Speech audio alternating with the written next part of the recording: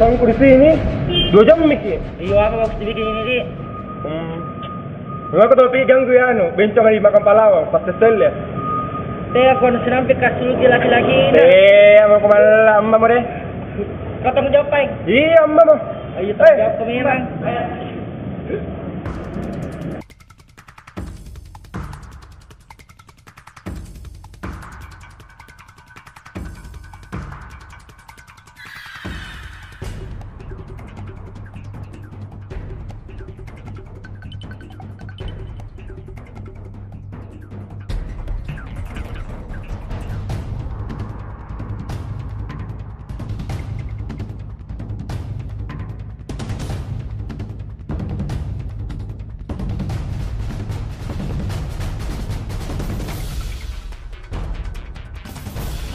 Keluar kota di malam. Di booking nggak di Dayo. Ini tadi malam.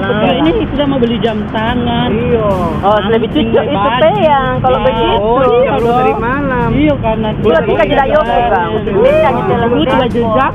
Online kok, online. Tapi Dia orang pipi kukulo. bukan dayung itu kan dari tadi Pi. Kesempatan tuh nilai ini yang mana? Tadi 1 jam tadi. Dayung Kayaknya itu. Kata tadi saya main. Mana? Iya, Dapat main. Betul, ketahuan tadi enggak mau. Masa weh? Dayung tadi iya mungkin. Ayo Pak ke sana kan dulu nah. Dapat tahu Dayoku ya dah. Iya ada.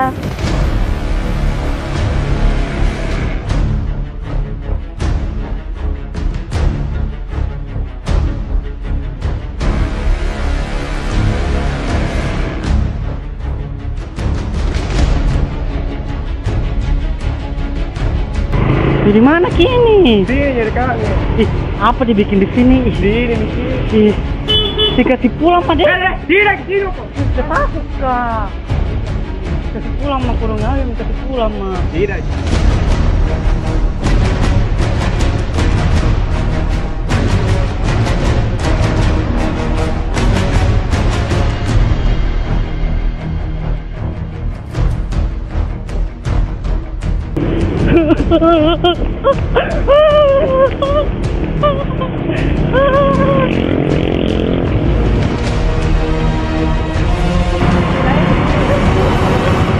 Ih, kenapa kok?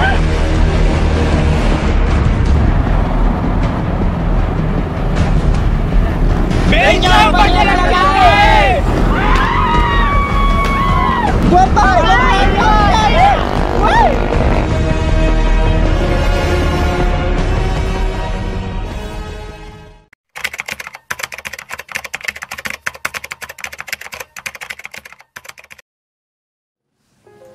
Ya, kita sudah paham saya kira tidak ada agama atau suku saya kira yang mendeskripsikan satu golongan lain yang tidak sepaham dengan mereka. Nah, untuk kasus yang tadi itu saya kira ya sangat menyakitkan pasti.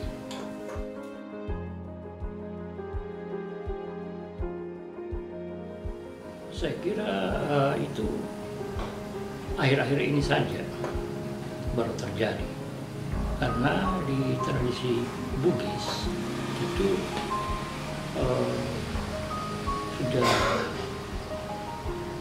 ratusan tahun, ya berapa abad yang lalu itu semua gender itu dihargai sesuai dengan fungsinya masing-masing dalam masyarakat Bugis dan Makassar. Nah, karena orang Bugis itu mengenal 5 gender, itu Calabai, Calalai, Purwane, Mapuntai, dan Bisu.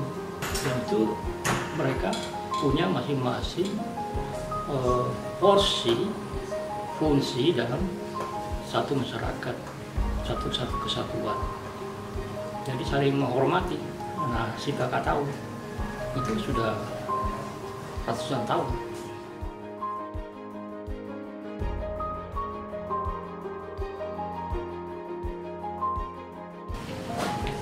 Ya, saya kira akhir-akhir ini baru kejadian itu.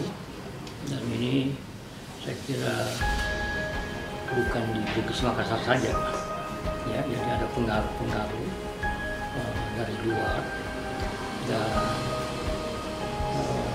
apalagi teknologi sekarang, informasi makin menyebar juga, itu saling mempengaruhi. Dan saya kira orang Bugis pertanyakan apakah dia orang Bugis yang melakukan itu, ya. Kita sudah kenal tradisi Bugis Sipakatau, ya, Sipakalebi. Nah, ini Sipakatau itu tahu, ya, manusia, jadi memanusiakan manusia. Nah, ini bukan, kalau bukan tahu itu biasa disebut tania tahu atau asup, ya, anjing, ya. Jadi, itu bukan tradisi Bugis, ya. Nah, walaupun memang pernah, ini bukan sekarang ini, ya, kejadian ini saya kira sekarang ini tahun-tahun terakhir ini baru puncak lagi, muncul lagi. Iya. Jadi yang perlu kita pelajari.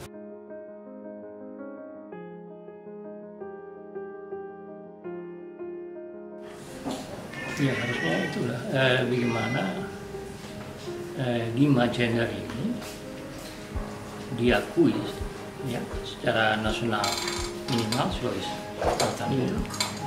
Pengakuannya umpamanya dengan KTP, ya, ada KTP itu yang jelas, itu para bis itu KTP-nya masih laki-laki semua, ya.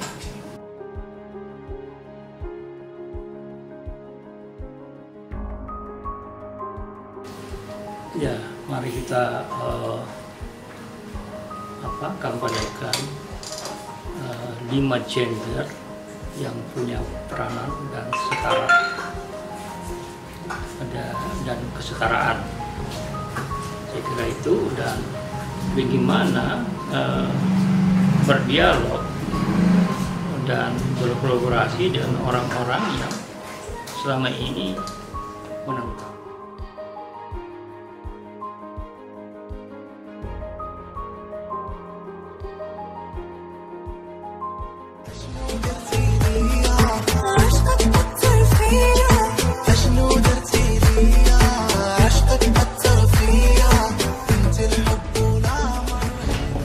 Halo. Halo. Iya. Sesuai titik Jiki Di. Iya. Sesuai titik ya. Tunggu Midi. Iya. Iya, meluncur.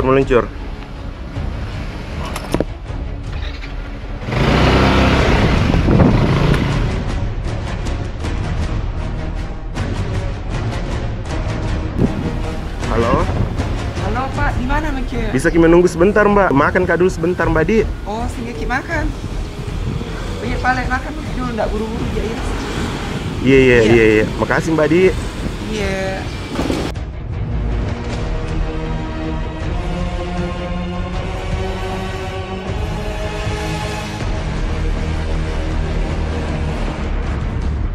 Atas nama Sulis. Iya. Laki-laki Ki. Iya. Kenapa Kak? Cari maki yang lain Di, batalkan saja. Kenapa Ki? Aku bayar Ki juga. Tidak bisa Kak bonceng-bencong, silakan nanti. Mari Pak yang lain.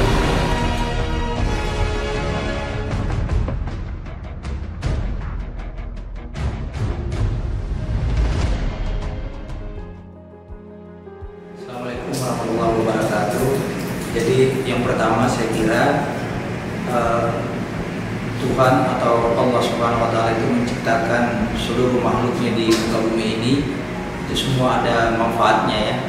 Apalagi manusia, siapapun dia, itu pasti punya manfaat sehingga diciptakan oleh Allah Subhanahu wa Ta'ala. Karena itu kita harus melihat semua itu sebagai makhluk ciptaan yang positif. Artinya semua memiliki manfaat untuk kepentingan umat manusia. Kita harus menerima itu bagaimanapun perbedaan dari ciptaan Tuhan itu, termasuk dalam perbedaan soal gender misalnya. Itu kita harus terima keniscayaan itu dari Allah Subhanahu wa Ta'ala. Jadi saya kira asumsi yang mengatakan bahwa ada satu jenis tertentu dari manusia itu yang bisa mendatangkan malapetaka atau laknat, itu harus dilihat ulang yang mana sebenarnya itu ya.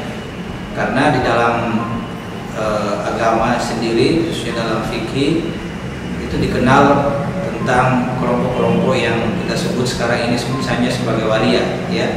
Dalam istilah fikihnya itu disebut dengan hanis ya, artinya orang yang secara fisik laki-laki tetapi jiwanya itu jiwa perempuan gitu.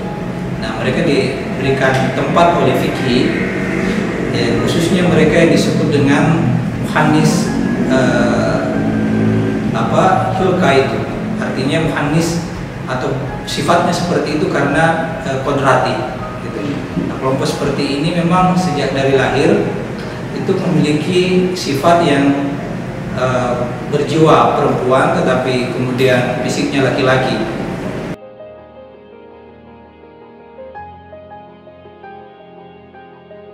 Itu tadi, jadi yang pertama-tama yang tidak diperbolehkan oleh agama dan mungkin itu yang dimaksud dengan melanggar kodrat oleh beberapa ulama adalah mereka yang muhannis yang bukan hilka itu tadi. Artinya mereka secara kodrati tidak lahir seperti itu, tapi karena punya kepentingan tertentu akhirnya dia mencoba untuk merubah dirinya, merubah gayanya karena ada kepentingan-kepentingan yang ingin dicapai gitu. Sehingga dia mau merubah sikap, karakter dan seterusnya. Tapi sementara mereka yang sejak lahir kemudian memang susah untuk mengubah perasaannya, jiwanya dan sebagainya, itulah yang disebut dengan muhannis hilka itu tadi, yang kodrati sifatnya ya. Dan saya kira memang dalam beberapa penuturan dari teman-teman waria misalnya, itu banyak sekali yang mengakui bahwa mereka memang sejak lahir itu sudah begitu jiwanya ya. Jadi saya pernah dengar cerita dari salah seorang bisu dulu waktu kecil, ketika kalau dia dipaksa misalnya untuk bekerja di sawah, dia akan sakit atau melakukan pekerjaan-pekerjaan laki-laki. Tetapi kalau dia melakukan pekerjaan perempuan, misalnya memasak dan seterusnya, dia justru tidak merasakan apa-apa atau tidak merasakan sakit. Nah, orang seperti ini kan itulah yang masuk kategori muhannis halki itu tadi. Artinya mereka secara lahir memang seperti itu modelnya dan tidak bisa kita mengatakan bahwa itu dibuat-buat.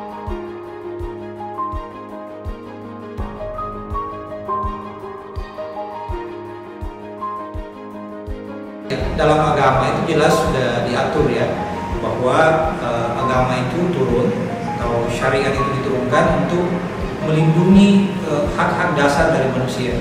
Salah satunya itu disebut melindungi hifdzun nafs, artinya menjaga jiwa. Jadi tidak boleh ada tindakan yang bisa mencelakai jiwa seseorang atau kekerasan yang bisa merusak fisik seseorang atas nama tertentu. Karena jiwa seseorang itu harus dijaga dan agama menjamin itu gitu.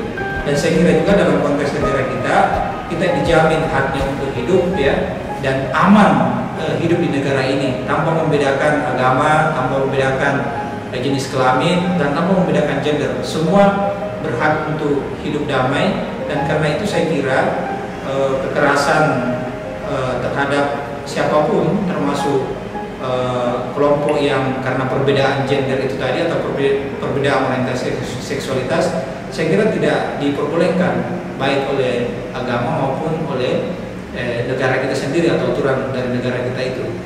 Nah, kalau misalnya kita merasa bahwa ada hal yang tidak pada tempatnya pada satu kelompok tertentu misalnya, maka pertama-tama yang bisa kita lakukan adalah membawa hal ini ke hal yang semestinya, yaitu ke depan hukum gitu.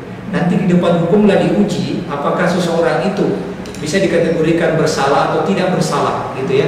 Jadi dalam agama juga seperti itu. Bagaimana membencinya kita terhadap satu kelompok, tetap kita harus berbuat adil.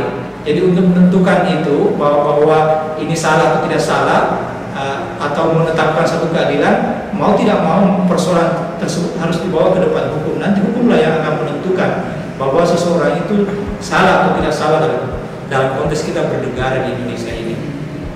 Lalu yang lain saya ingin katakan, melanjutkan yang pertama tadi, saya mengingat pesan Gus Dur ya, bahwa yang paling penting dari seorang manusia itu adalah berbuat baik. Jadi siapapun Anda, orang tidak akan pernah bertanya agamamu apa, dan saya tambahkan juga tidak akan bertanya jenis kelaminmu apa. Kalau kau berbuat baik, orang akan mengapresiasi. Jadi saya kira ukuran kita untuk melihat berguna atau tidak bergunanya seseorang dalam kehidupan ini adalah sejauh mana dia berbuat baik kepada kehidupan ini atau mendatangkan kemaslahatan bagi umat manusia yang lain. Saya tidak mengatakan atau tidak memilih siapapun agamanya atau dari kelompok jenis gender atau seksualitas apapun, yang penting dia bisa berbuat baik. Tentu kita harus hargai dan berikan tempat di bumi Indonesia ini untuk tetap hidup dengan damai.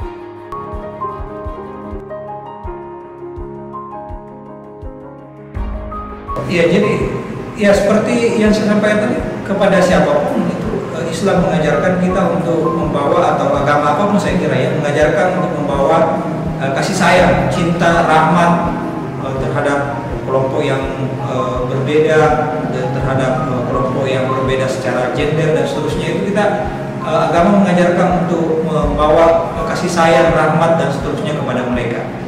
Nah, karena itu di saat yang sama saya kira yang bisa ditunjukkan kalau misalnya kita merasa bahwa ada hal-hal yang keliru dilakukan oleh kelompok yang lain, itu agama mengajarkan kita untuk mengajak dengan baik ya, mengajak dengan baik mereka untuk kembali ke hal-hal yang kita anggap benar. Jadi bukan dengan memaksa, apalagi melakukan tindakan kekerasan.